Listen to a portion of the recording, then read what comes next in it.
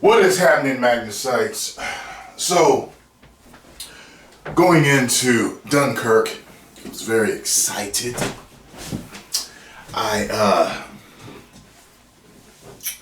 No, this is not hooked up to my camera.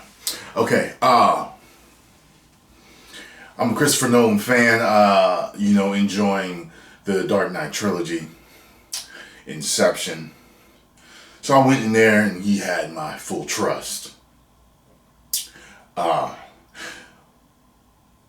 Over time, I've enjoyed war movies like Full Metal Jacket, Saving Private Ryan,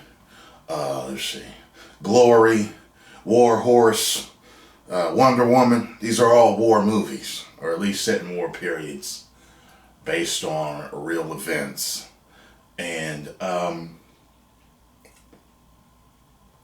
when I walked out of the theater, I looked on my phone to see what Rotten Tomatoes had to say. Just curious. I never do give a damn what Rotten Tomatoes says because it's always my opinion. But I was curious. And when I saw the score, I was like, ooh, okay. All right. Well, every man is entitled to his opinion. And I did not enjoy this movie. I'm not sure if it's a quote-unquote history buff movie. In other words, those who are very, very excited about history. History wasn't my thing in high school. I never really cared for history. I was a major science buff, so that was one thing I was majorly interested in. Science, biology, nature. I always aced those courses. But 1776 and stuff like that just didn't... I'm just like, whatever, this is boring. Not to mean that history is boring. History can be made to be very stimulating and interesting to learn. And I remember when the first trailer came out, and I enjoyed that trailer. And many of you said, oh yeah, you gotta check out the story of Dunkirk. And a lot of people were from the UK were like telling me different stuff about it in the comments. So I was like, oh, okay, that sounds interesting. Okay, cool. So I went and I read, I clicked a couple of links, read about it. So I went into this knowing a little about what happened. I enjoyed myself, I would say, for the first half hour. It started off rather like, oh shit, oh, okay. Oh, wow, okay, all right. We made it, all right. And after that, things just seemed to be very slow. I don't know, I just was not stimulated in this movie. I didn't go into it expecting a big firefight movie and a ton of action. I wasn't expecting that. But for some reason, I just was not, because just playing movies that I've watched, while my personality speaks to people that watch me on YouTube as being a guy that likes comedy or action only, I'm not that type of guy all the time, you know what I mean? Trust me, I'm smart enough to keep up with 99% of y'all intellectually. And, I like a very stimulating movie, something that makes me think or something that captures my attention, the drama, the storytelling. But for some reason, I was bored. I felt, though, that he captured the tone of the situation very well. The movie looked like a Nolan movie. There were certain Nolan actors that we are used to seeing in his movies that were in it. Tom Hardy was one of the heroes of the movie. I thought he played that part well. There were certain times when he spoke where I was like, was that a little bit of Bane? I felt like I heard a little bit of Bane in there. I did like the firefights, the dog fights with the planes, some of the things that went on with the bombings and the soldiers trying to get to safety, stuff like that. There was a certain part though where it kind of lost me, and I was like, oh, they retold it and they caught up to this part. Okay.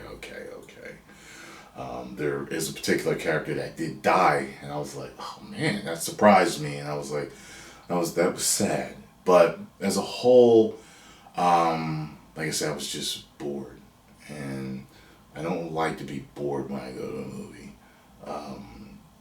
I can't, like I said, I can't say it wasn't shot well, and maybe the storytelling was done well, but for some reason, as far as I'm concerned, for me, I was bored, you know. And I don't like to talk bad about any movies. It's by a director that I like. You know, like it pained me to talk about Transformers 5 and how much I hated it. And because I love Michael Bay. I do. I love Zack Snyder. I love Christopher Nolan. I love James Cameron. You know, there's a lot of different directors that I love their work. But it doesn't mean I'm going to like every single thing. So I don't like doing it because I feel a camaraderie with them. Like they're like almost like they're a friend. You know, your friend does something and you used to them doing something like, yeah, and you know, you say it, you know, whatever it is that they do or when the show you give you, and you're like, you don't want to hurt their feelings. That's how I feel when there's a director or even an actor comes out with a movie that I really love, and then I don't really care for the movie. Like two guys that were sitting together were clapping at the end. So I was like, oh, movie buffs. I mean, not movie buffs. Well, maybe movie buffs. I was like history buffs. Maybe they were just like, oh, it was told perfectly or whatever. I don't know. There was just a certain point I was just waiting for it to be over. You know, so I'm going to have to give this, for me, because I was bored, 2 out of 5 woos. I wouldn't watch it again. I wouldn't go see it again. I wouldn't rent it. None of that. I'm not saying it was bad. I'm saying I was bored.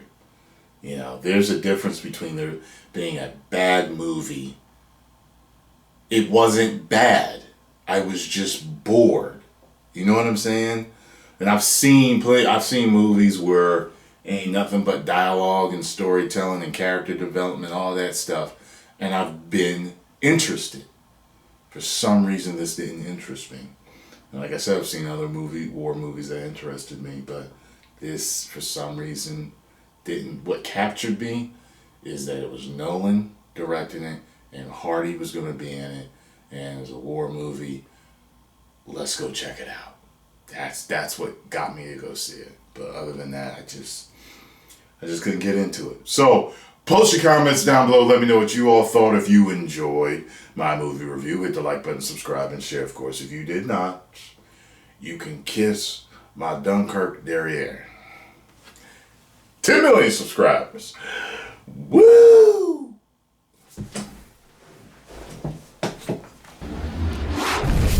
You may now subscribe.